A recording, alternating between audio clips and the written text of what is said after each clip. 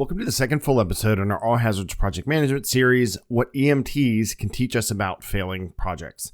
I'm your host, Kevin Pannell, former hospital corpsman, nationally certified EMT, and longtime project leader. I've been on scenes where seconds matter, and I've led projects where early warning signs were ignored until it was too late.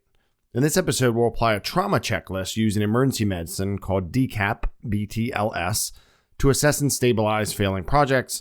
Whether you're in public safety, healthcare, technology, or leading your first big effort, this is a framework that you can apply immediately to scan for trouble and stop the bleeding early. But first, please silence your cell phones, hold all sidebar conversations to a minimum, and let's get started with the People Process Progress podcast in 3, 2, 1.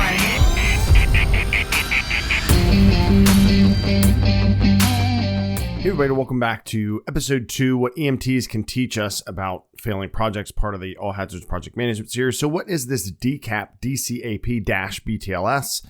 I'm going to tell you. So when you learn to be an emergency medical technician, when you assess a trauma patient, so something happened, they fell, they got hit by a car, they got shot, stabbed, whatever the mechanism is, you follow this acronym to do a good assessment. So the D is for deformities. Does anything look like it shouldn't on a human?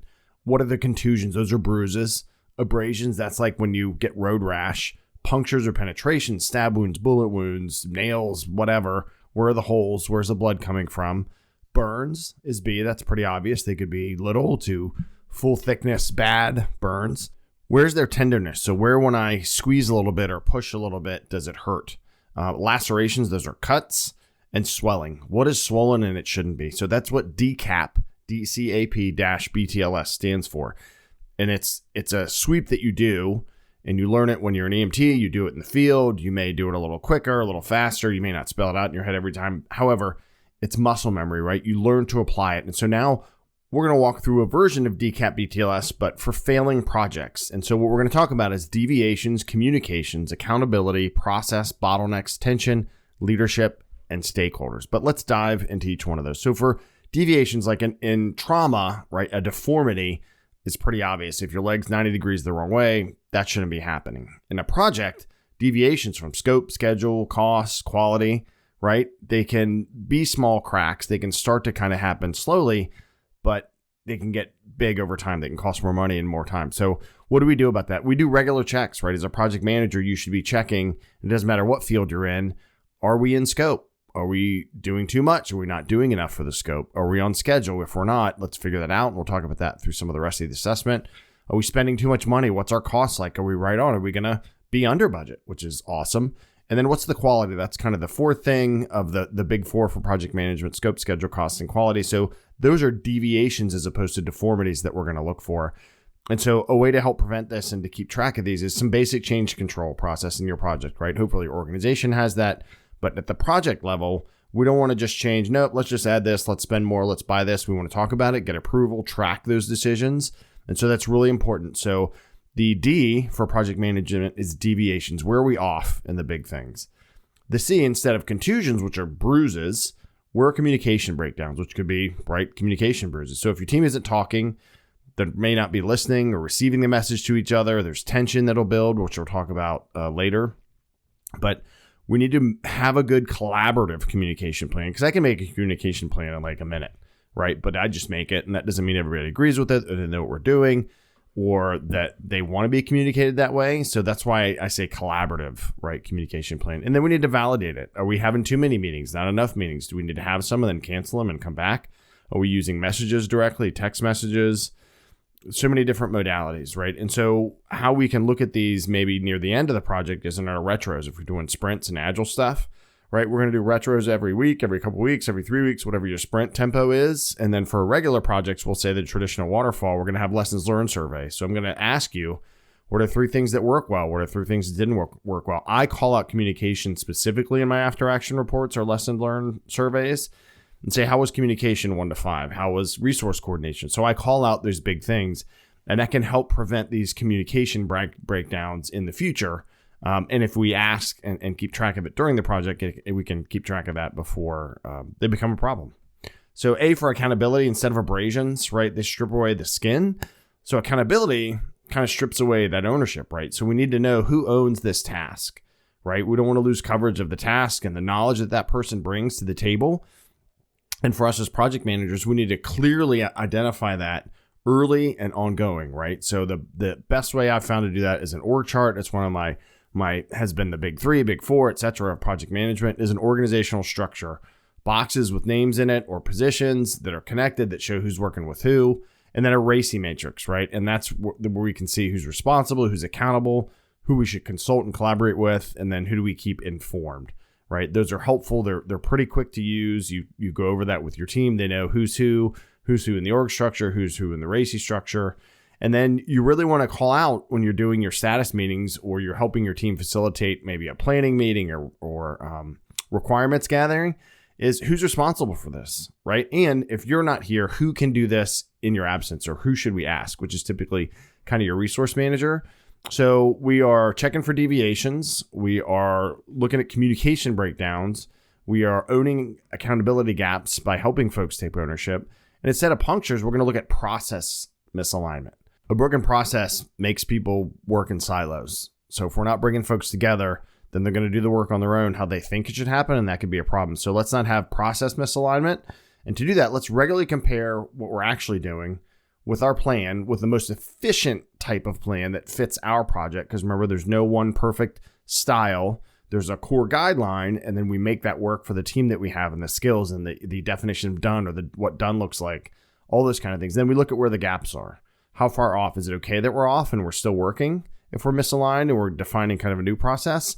Or are we way off and it's impacting one of those things that we talked about earlier? We have deviations, right?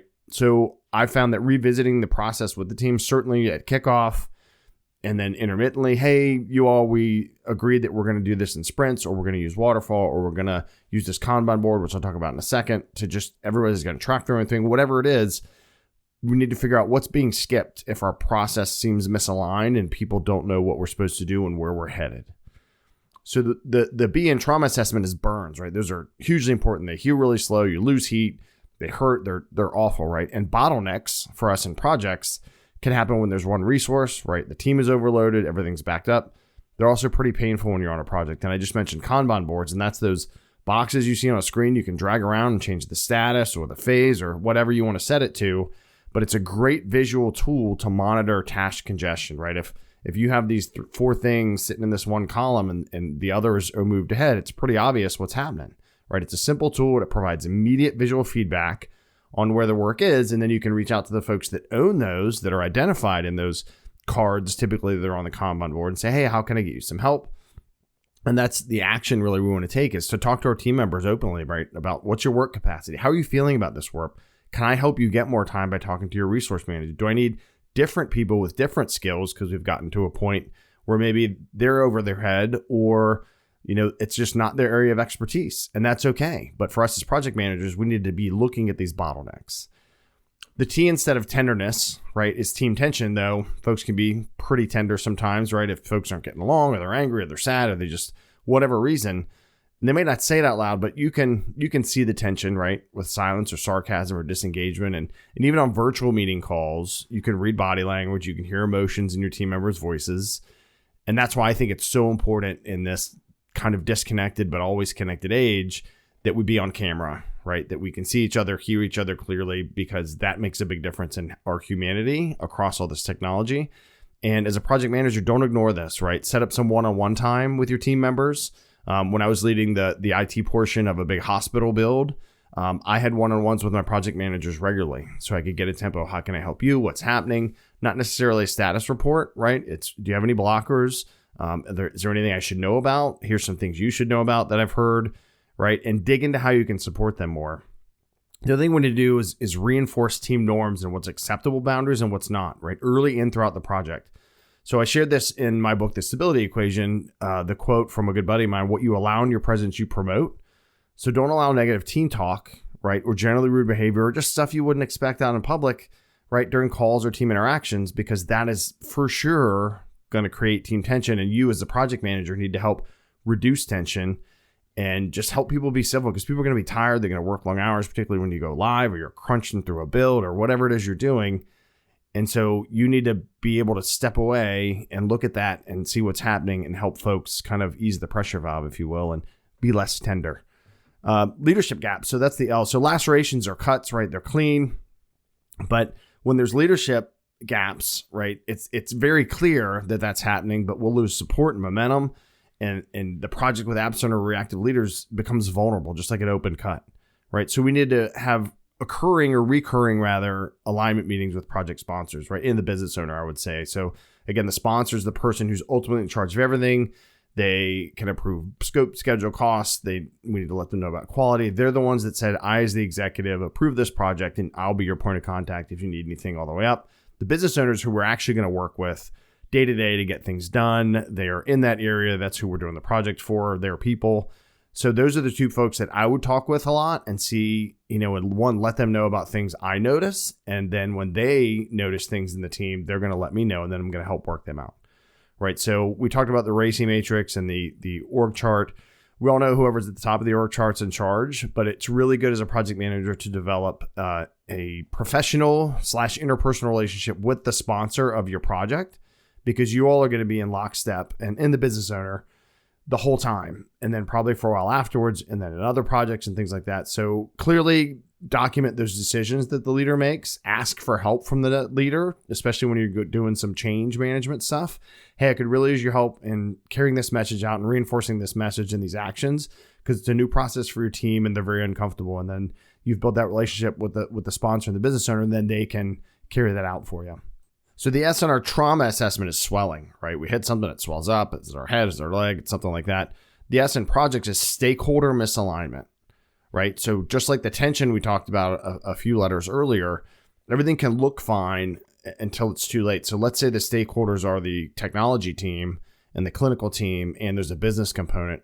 Well, if we all don't agree on what done is, if we don't agree on what we're trying to accomplish, the problem we're trying to solve, this unique thing that we call a project, regardless of whatever process we're using, then someone's not going to be happy. We'll have wasted money and time. And, that's what we need to work out. So we need to do those. And I've mentioned this theme is you don't just check alignment. You don't just check that everyone's on the same plan once at the start and then go through the project. You're doing that constantly. You're constantly doing assessment, just like DCAP-BTLS. I might do that once on a trauma patient, but I'm constantly assessing them as we're fixing different parts of the bleeding and the puncture and the swelling that's there. I'm going to keep going and looking back and forth and taking vital signs. You do the same thing for your project, right? You're going to help realign any misalignment that's happening with these stakeholders. And we need to do that. And we can do that with an anchor, kind of a one sentence shared vision or an elevator pitch. Hey, everybody, remember this project is about reducing documentation for our nursing so that they can give patient care. Hey, everybody, remember the goal of this is to have no downtime so that we don't negatively impact our customers, right? It's a good thing to do. It's not as much of the high level kind of visions that you can hear that are too much that don't relate. These directly relate to what we're doing and who we're trying to help. And it can help realign the stakeholders, or we may say that and the stakeholders say, oh, wait a minute, that wasn't it. It should be more of this or that. So the call to action for this week's episode is to take this checklist to your team. So the checklist for projects is to check deviations, address communication breakdowns, give people ownership to close up those accountability gaps, check for process misalignment, address bottlenecks so that we can keep the project moving forward, talk through and be open about team tension, notice the leadership gaps and mention that to the leaders, the sponsor and the business owner. Stakeholder misalignment, we need to make sure that what we're trying to deliver and what we're working on and what we're going to deliver, that it meets everybody's needs. So use this as a triage tool, right? You don't have to solve everything today, but you do need to know where the damage is. So DCAP-BTLS, and I'll put the notes for this in the show notes, what that means again. Do it in your retro, your stand-up, your risk review, your weekly status meetings, your monthly steering committee, whatever it is, right? Where are we bleeding? Where's the pain that we're not talking about? And talk about it. Don't hide it, right? So DCAP-BTLS isn't just for trauma patients. It's a fast, structured framework that project managers can use to detect early warning signs and then respond with intention. So don't wait for a collapse, right? Don't wait until you get a call from the C-suite. Right, scan for the damage, stabilize, and lead forward. Thank you all for listening to this episode of the All Hazards Project Management series of the People Process Progress podcast. I'm your host, Kevin Pannell. You can follow me on X and Instagram at PannellKG, PannellKG.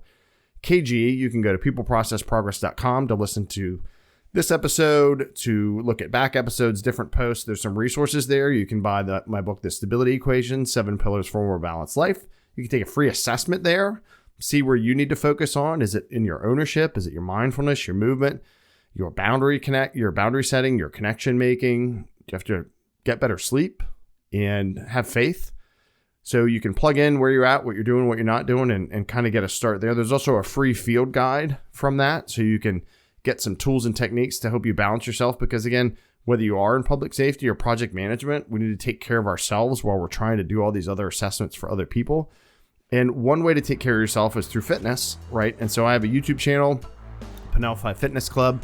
Check that out. I share fitness 15 seconds at a time, workout ideas, jiu-jitsu after action reports, cold plunges, because if you didn't video it, did you really do the cold plunge?